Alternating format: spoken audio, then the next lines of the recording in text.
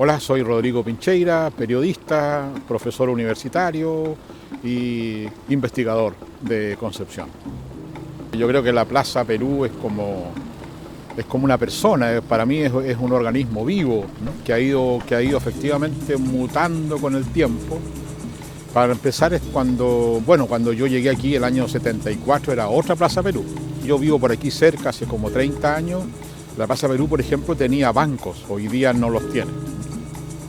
Era un lugar de reunión de otro tipo de personas. Aquí venían las mamás con las guaguas, ahora eso ha ido cambiando. Y ahora la Plaza Perú se convirtió en una especie como de vórtice, ¿no?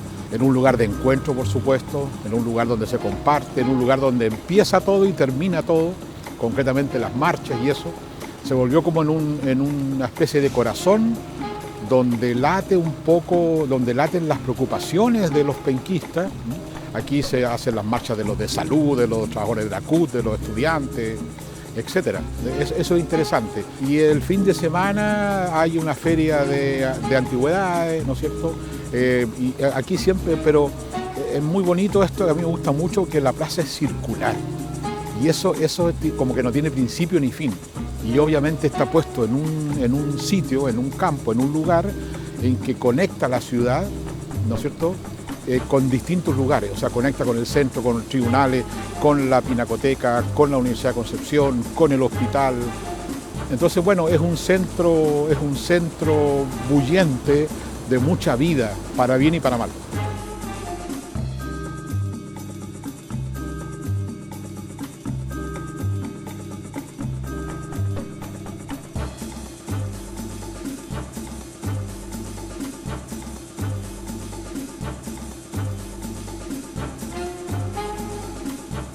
Yo entiendo que había como dos ciudades. Por una parte estaba esa ciudad, ese Concepción universitario, muy movido, ¿no?, que había sido bien protagonista como del fin de la dictadura, que fue protagonista de ese fin de la dictadura, los 80, ¿no?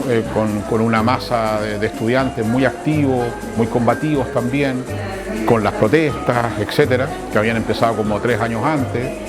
Y estaba como empezando el germen de lo que podríamos llamar una nueva bohemia.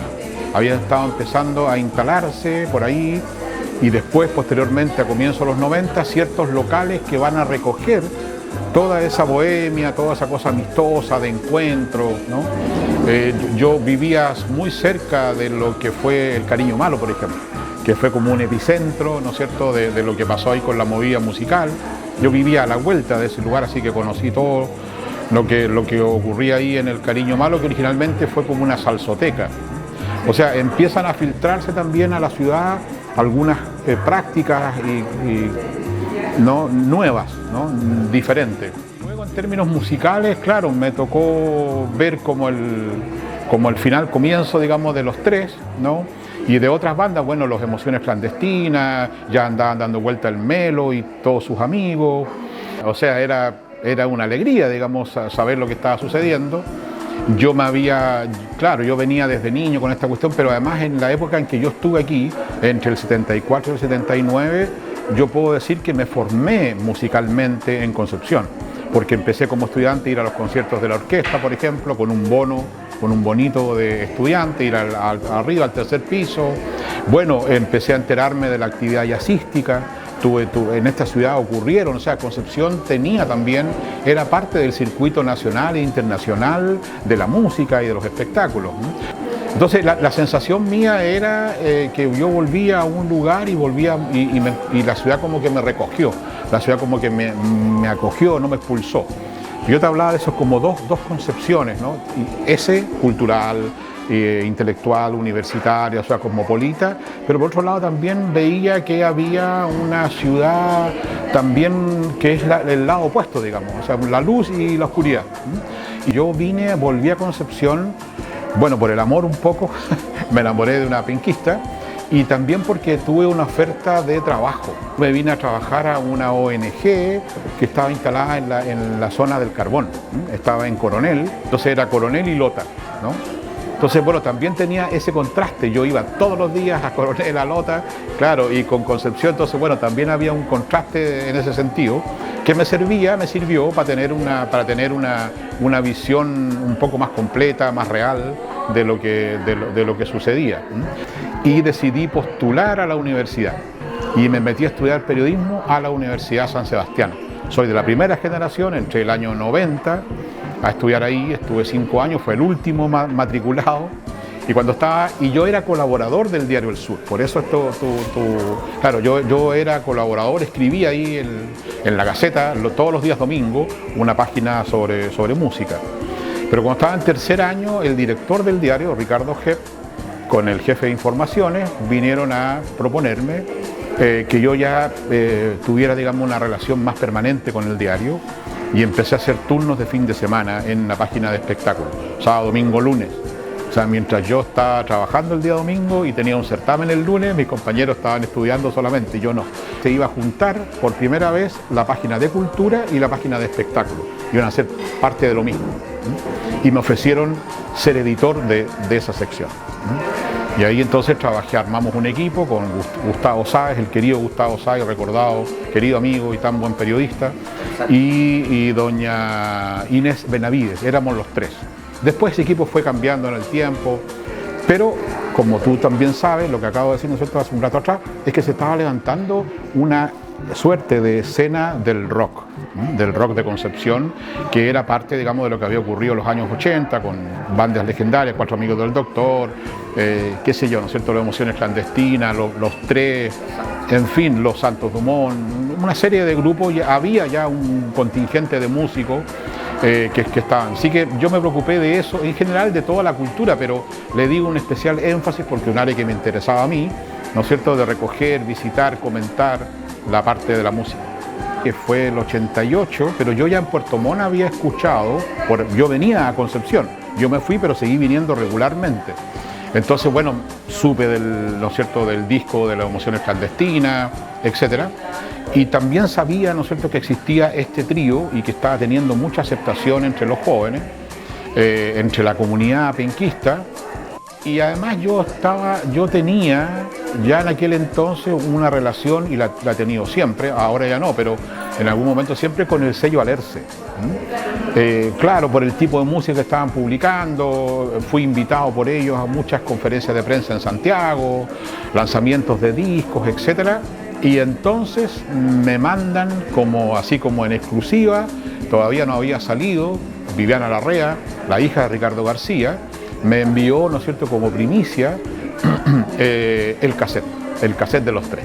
Fue, bueno, primero una absoluta sorpresa de darme cuenta que había un grupo de músicos chilenos que iba en una dirección completamente contraria a donde iba el pop y el rock nacional. Pero bueno, cuando aparece esto, entonces digo, vaya, esto es interesante, y yo escribí un comentario, debería buscarlo, en donde, y fíjate que 30 años después, conversando con algunos músicos como Horacio Salinas de Inti Illimani y el Pancho Sasso, ¿no es cierto?, a mí me pareció de inmediato que había como una onda de lo que había sido la parte más popular de lo que fue la nueva ola chilena. Pasó la sensación de que yo estaba escuchando a grupos como los Blue Splendor, como Lucho Zapata y los Tigres. Esa música que tiene que ver un poco con la música, con el surf, un poco con el rockabilly después. También empecé a darme cuenta que había una cuestión jazzística, y me llamó muchísimo la atención en que un grupo de pop incluyera unos suaves guiños a la música chilena. Pero debo añadir lo siguiente, que para no olvidarme, el 91, si no me equivoco, o sea, antes que saliera el primer disco de los Tres, yo había ido, no sé si el 90 o el 91 me parece más bien, Teatro Concepción, el estreno, ¿no es cierto?, de La Negra Esther, ¿no? Y resulta que yo era colaborador del diario El Sur, y resulta que veo ahí que es con música en vivo, estoy viendo al Álvaro, al Jorge Lobo y al Cuti Aste, ¿no es cierto?, entrando, porque así empezaba la obra, los músicos entran por el teatro, no salen del escenario. Va y de repente alguien ahí, no me acuerdo quién, me sopla que en realidad, y ahí está Álvaro Enríquez, que yo, claro, yo sabía que era de los tres, y el Cuti Haste, a quien yo no conocía. O sea, de los tres músicos de la Regia Orquesta, dos eran de Concepción. Maravilla. Claro, alguien me dijo ahora para este libro, para el segundo libro, Pájaros de Fuego, alguien me dijo, sí, te estaban hablando desde dentro, pero también desde fuera. Y eso era muy valioso. Tiene, a mi juicio, literariamente o artísticamente o musicalmente, como canción, digamos, como canciones, como, no sé, las otras canciones, el Ascensor, claro, o Sudapara, por ejemplo, ¿no? En que tú te das cuenta que efectivamente de qué es lo que se estaba hablando, pero dicho de una manera muy interesante también. Yo estaba terminando de escribir Genealogías del Rock Penquista y en el capítulo de los tres se me ocurrió allí una idea, estaba como terminando el libro, se me ocurrió una idea de que yo la podía enlazar con otro texto que yo había escrito para la revista Buffet, que era en realidad una suerte de una crónica por la galería, ¿no? por una galería del centro de Concepción, la galería del Cine Windsor, perdón, del Cine Lido. Entonces ocupé esa misma idea, no el texto, aunque hay algo también de ese texto, para escribir y empezar a meterme en las canciones de los tres. Me di cuenta que se cumplían 30 años de la grabación del primer disco y entonces ahí se me abre un campo de posibilidades muy grande y en el que yo quise hacer, y eso es este libro, es en realidad decir cuál es la ciudad, cómo podría ser la ciudad donde nacieron los tres. ¿Qué hay en las calles de esta ciudad, en las paredes de esta ciudad, en los lugares de esta ciudad? ¿Cuál es la narrativa que hay, el relato que hay sobre cuando se habla de Concepción? Es un ejercicio que creo que es inédito en la música chilena, es decir, considerar el disco como un texto, ¿no? Como un texto. Entonces, como un texto, y sobre ese texto yo puedo escribir, sobreescribir, reescribir, deconstruir, etc.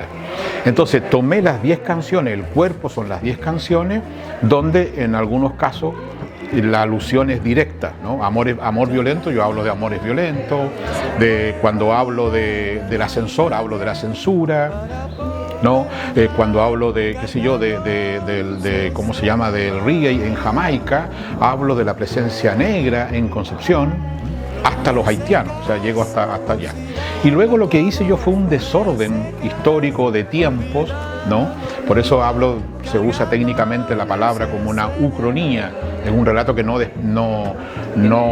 claro, ¿no es cierto?, distintos tiempos. No es un relato cronológico, tampoco no lo podría haber hecho. Entonces lo que hice fue ese ejercicio de poner en un campo, ¿no es cierto?, en un lugar, en un territorio, poner a jugar ahí, a relacionarse, a chocar, a friccionar a personas, personajes, situaciones de distintos tiempos. Por ejemplo, ¿no es cierto?, la musa del mural, Alicia Cuevas Cuevas.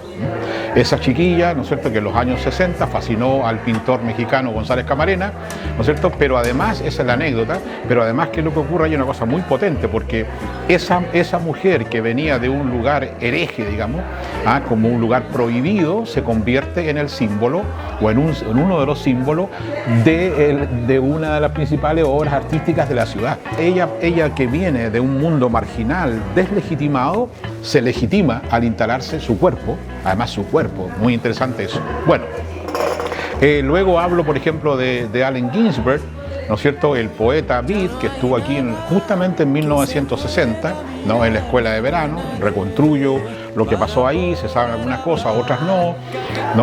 Bueno, hablo de la huelga larga del carbón, pero no hablo de los mineros, hablo de las mujeres de la huelga larga del carbón del 60, pero viene, es decir, ¿fue solo los 60? No, hubo también otras huelgas el 40, el 20, hablo de toda esa épica, del jazz, también del rock. Bueno, de dos episodios trágicos, digamos, aunque yo no quise que el libro fuera pura tragedia tampoco, pero había que ponerlo, ¿no? La inmolación de Sebastián Acevedo, ¿no? En 1983, ¿no? En noviembre del 83, y qué es lo interesante para mí, ¿no es cierto? También como una pista del trabajo que yo hice acá, ¿no?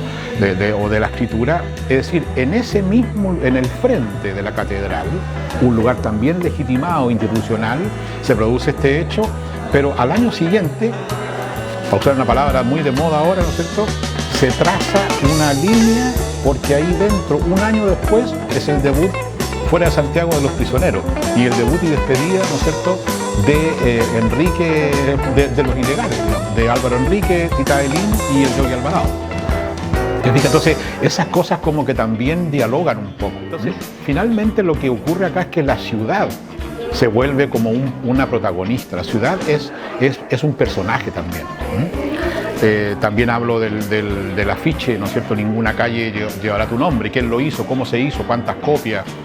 ¿Qué es lo que pasó? Y luego cómo ese afiche, ese afiche se recicla y aparece en el estallido social del 2019. En fin. Ahora, ¿por qué le puse Somos tontos no pesados?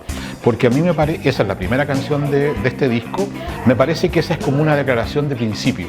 Yo no sé si todos los penquistas son tal cual, son pesados, pero no son tontos, ¿no? Pero esa es como una marca de fábrica, es como un sello, ¿sí? Y que era también una estrategia que ocuparon los tres para instalarse en Santiago. ¿Por qué? Porque la prensa y la gente en Santiago empezó a decir que estos cabros eran presumidos, sobrados, ¿no es cierto?, súper cachetones, pagados de sí mismos, como que vinieron a decirnos a nosotros, ¿no es cierto?, cómo había que hacer la música, pero sí, eso fue.